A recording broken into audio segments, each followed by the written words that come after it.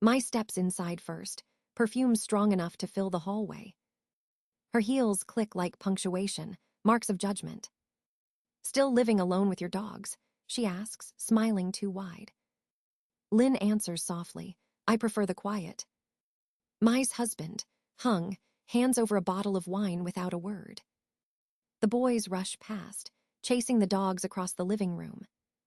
"Careful with Aunt Lin's furniture," Mai calls, pretending to care. Her eyes travel over every detail, every perfect corner. "This place looks like a magazine shoot," she says, half admiring. Lin thanks her, voice even hiding the tension beneath calm breath. She offers drinks, lemonade for the boys, white wine for the adults. Mai takes her glass, swirling it with delicate disdain. "Must be nice," she murmurs, "having time for this kind of life." Lin focuses on the table, arranging the cheese once more. She feels the heat rise behind her ribs, but stays silent. The boys laugh loudly, scattering coasters like toy cars. Rusty barks once, tail wagging, chaos contained for now. Mai lounges on the sofa, scrolling through her phone. "You always were the creative one," she says. "But creativity doesn't pay for college or a mortgage, does it?" Lin forces a small smile, the same one she's practiced for years. She nods, takes another sip of wine, and changes the subject. "How work?" she asks. "Exhausting," Mai replies proudly. "That's real life for parents." The words land heavy, like stones dropped in a pond. Lin looks away, pretending to check the oven timer.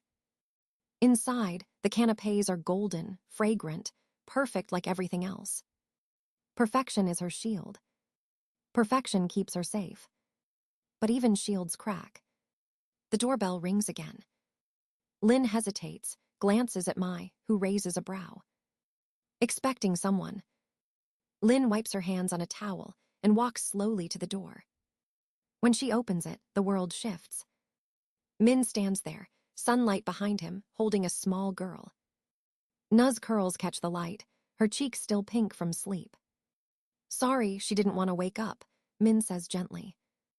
Na blinks, sees Lin, and her face lights up. "Mama Lin," she squeals, reaching out her arms. Mai freezes mid-sip, wine trembling in her glass.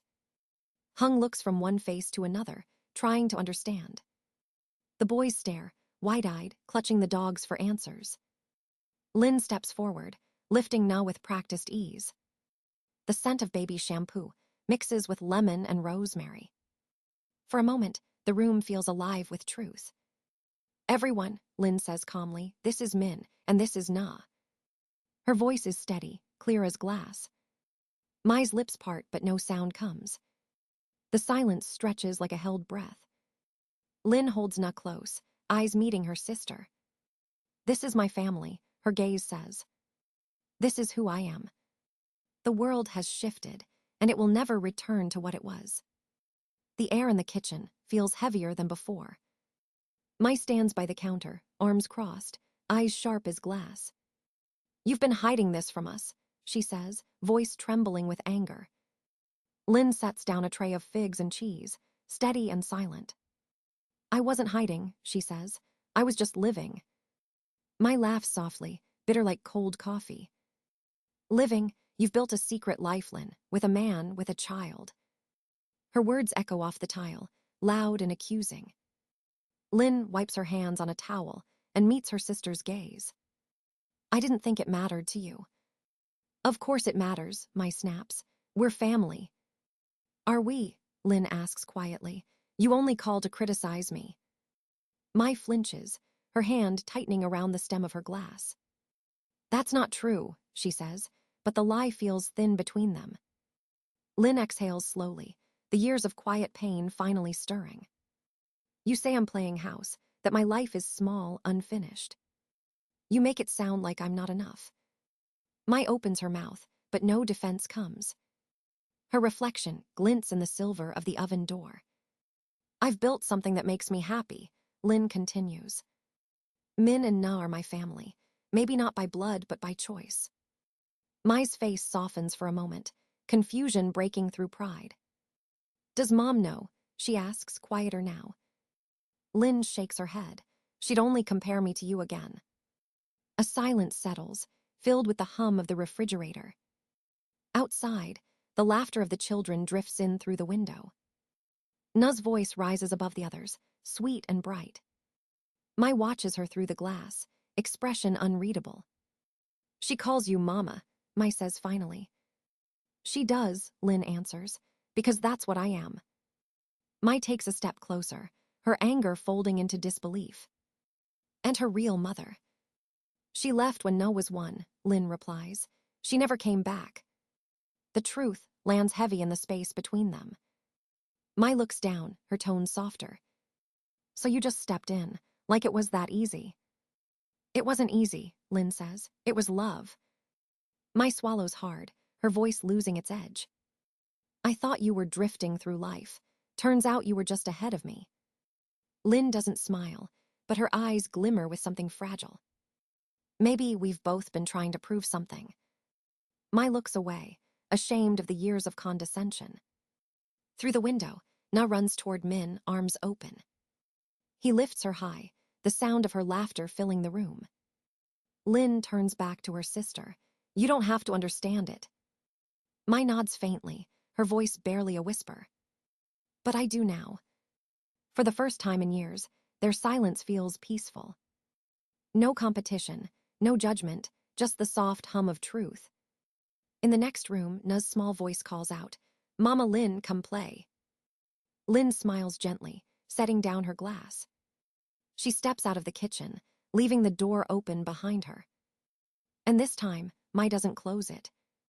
2 months pass, and the ocean wind feels softer now. Lynn drives to her nephew's birthday, with Na humming in the back seat. Min carries a wooden puzzle set wrapped in brown paper. The party is loud, filled with balloons and polite laughter. Mai greets them at the gate, her smile tight but trying. You're just in time, she says, voice careful. Lynn nods, handing over the gift. Happy birthday, Mason. The boy beams, hugging her legs, already reaching for Na's hand. Na follows him into the yard, curls bouncing in the light. Mai watches them disappear, then turns to Lynn. She's grown fast, Mai says softly. Lynn smiles, she's happier than ever. The tension between them feels thinner, like a thread stretched but not broken. Min joins them with drinks, nodding politely at Hung. Conversations drift toward work, school, and weather. But Lynn senses every glance, every whisper of curiosity. Her secret life no longer hidden, only half understood. When Na's laughter rings out again, everyone turns. She's holding a drawing of superheroes and family. Mama Lynn, she calls proudly, I made this for Mason. The word mama freezes the air around them. Glasses pause midair, smiles falter. Then Min steps forward, eyes steady, voice warm. I had something planned, he says, pulling a small box from his pocket. He kneels before Lynn, the crowd falling silent. Inside the box, a sapphire catches the sunlight, glowing deep blue. Lynn, he says softly, will you marry us? The world tilts, filled with gasps and tears. Na jumps up and down, shouting, say yes, Mama. Lynn's hands tremble as she nods, eyes glistening. Yes, she whispers, yes to both of you. The yard erupts with applause, laughter, disbelief turned joy. Mai stands near the grill, eyes wet, mouth parted in awe. For once, she doesn't have a word to say. Her sister, the one she pitied, now stands surrounded by love. Lynn and Min embrace, Na squeezed between them giggling. The sapphire glows under the sun, a promise in motion. Hung claps Min on the shoulder, breaking the tension with a laugh. Well, he says, about time someone made it official. The children cheer, chasing the dogs through the grass. Music begins again, light and easy. Mai approaches slowly, glass still in her hand. Her eyes meet Lynn's, full of something new. Not envy, not judgment, maybe understanding. She raises her glass slightly, a quiet salute. Lynn nods back, gratitude shining through the noise. For the first time in years, There's peace between them. The party continues, sunlight spilling across the yard. Na dances around her parents, clutching her drawing. The smell of cake mixes with sea salt and laughter. In that simple moment, everything feels whole. The house, the family, the silence finally healed. What began as judgment has turned into acceptance. And what was hidden has become the center of their world. The doorbell rings early, too early for comfort. Lynn opens the door to find my standing there, pale and trembling. Her hair is loose, her eyes swollen from sleeplessness. "Can I come in?" she asks, voice cracked like dry paper. Lynn nods, stepping aside, heart heavy with concern. My walks straight to the kitchen, clutching her purse like a shield. "I know I don't deserve to be here," she says quietly. Lynn pours coffee, the silence stretching between each sound. When Mai finally speaks again, her words come in fragments. "I saw a therapist," she admits. "After Jacob was born, I fell apart." Lynn freezes, the mug halfway to the counter. Mai's hands shake as she continues. "They said it was postpartum depression, but Mom called it weakness. So I tried harder, I smiled, I cooked, I posted pictures." Her laugh is brittle, "And I hated you for being happy." Lynn's chest tightens. She hadn't expected honesty today. Mai wipes her eyes with the back of her hand. "You looked so calm. Your house was beautiful. Your life looked easy. I thought you were cheating somehow, skipping the hard parts." Lynn sits down, eyes soft with empathy. "I wasn't skipping them," she says. "I just learned to breathe through them." Mai nods slowly, guilt heavy in her gaze. "Every time I mocked you, it was jealousy. I wanted what you had. A home that didn't feel like a battlefield." Lynn reaches across the counter, sliding a napkin toward her sister. "I didn't know you were hurting that much," she says. "I didn't let anyone know," Mai answers. "I didn't think I could." For a long moment, neither speaks. Only the hum of morning fills the air. Rusty pads across the tile, resting his head against Mai's knee. She pets him absently, tears slipping down her cheek. "I'm sorry," she whispers, "for every cruel word, every judgment." Lynn shakes her head gently. "It hurt, but I understand now." Mai exhales, something fragile breaking open inside her. "So," she says softly, "when the wedding?" "In 3 weeks," Lynn replies. "Just a small backyard thing." "Nothing fancy." Mai smiles faintly, the first real smile in years. "Nothing fancy," Lynn repeats, laughing through her breath. "I want it simple, for Na, for all of us." Mai looks thoughtful, wiping the last of her tears. "Can I help? Not take over, just help." Lynn pauses, studying her sister's face, seeing sincerity there. "Flowers," she says finally. "No wants wild ones." Mai nods, eyes bright. "I can work with that." The tension between them begins to melt, slow but steady. For the first time, their words don't hurt. They heal. Later, as Mai leaves, she hugs Lynn tightly at the door. "Thank you," she whispers, "for letting me try again." Lynn watches her walk away, sunlight brushing her shoulders. For years, they'd spoken through walls of pride. Now, at last, those walls are coming down. And somewhere between pain and forgiveness, they've found home again. The wedding day arrives beneath a calm blue sky. Lynn ties her hair with a wildflower clip, Na picked herself. Min adjusts his tie, smiling like he still can't believe this is real. The ceremony is small, just family and a few close friends. Mai arranges the flowers, hands steady, eyes glistening with pride. When Lynn walks down the garden path, Na runs to hold her hand. Laughter replaces formality. Love replaces perfection. By sunset, vows are spoken and promises sealed beneath golden light. The night hums with quiet joy, not extravagance but peace. Months pass, the rhythm of life finding its balance again. One morning, Lynn sits at her desk surrounded by stacks of papers. They are adoption forms, 38 pages deep and demanding. Min brings her coffee, kisses her shoulder and sits beside her. "You're already her mother," he says softly. This just makes it official. Lynn smiles faintly, but fear still flickers beneath her calm. What if something goes wrong? What if they say no? Rusty curls at her feet, while Nug colors on the floor. The house feels alive, full of small, ordinary miracles. Weeks later, a letter arrives from their lawyer's office. Lynn holds it, but doesn't open it right away. Min reads it first, his face tightening as he reaches the second line. She's asking for visitation, he says carefully. Rebecca wants to see Na. The name hits like a wave, the mother who vanished years ago. Lynn feels the air leave her lungs. Why now? She says she's changed, Min replies, but it won't stop the adoption. That night, Lynn can't sleep. She stands by Na's door, watching her daughter breathe softly in the dark. What if biology wins? What if love isn't enough? Min finds her there, wrapping his arms around her waist. She's your child, he whispers. Nothing can erase that. The next morning, they tell Na gently. Your first mom wants to see you, Lynn says. Na tilts her head, thoughtful. Do I have to choose? Lynn's throat tightens. No, sweetheart, you don't. Na nods, satisfied, and goes back to drawing.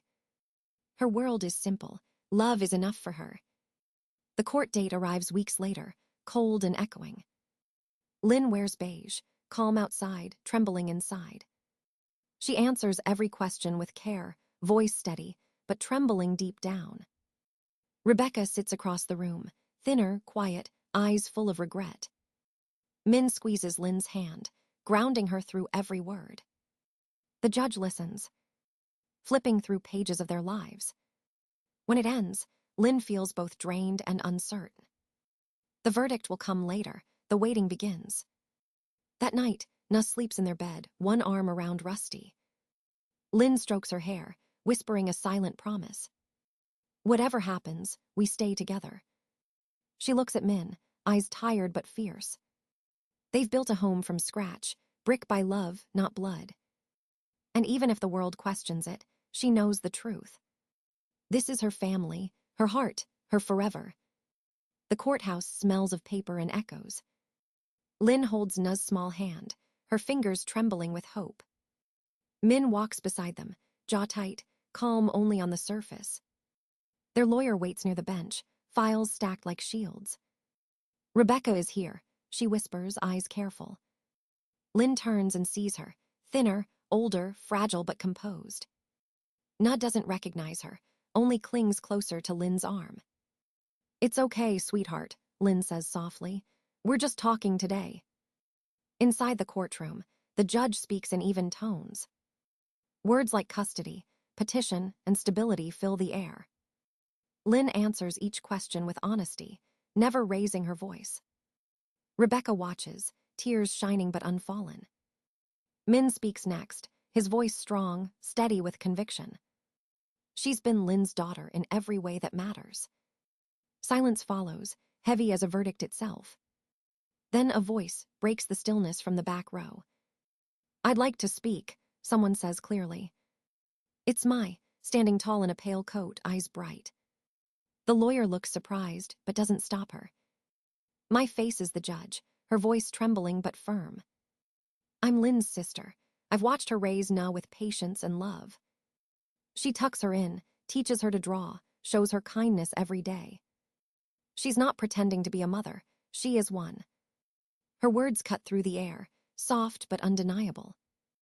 Rebecca bows her head, tears finally falling. The judge nods, makes notes, and clears her throat.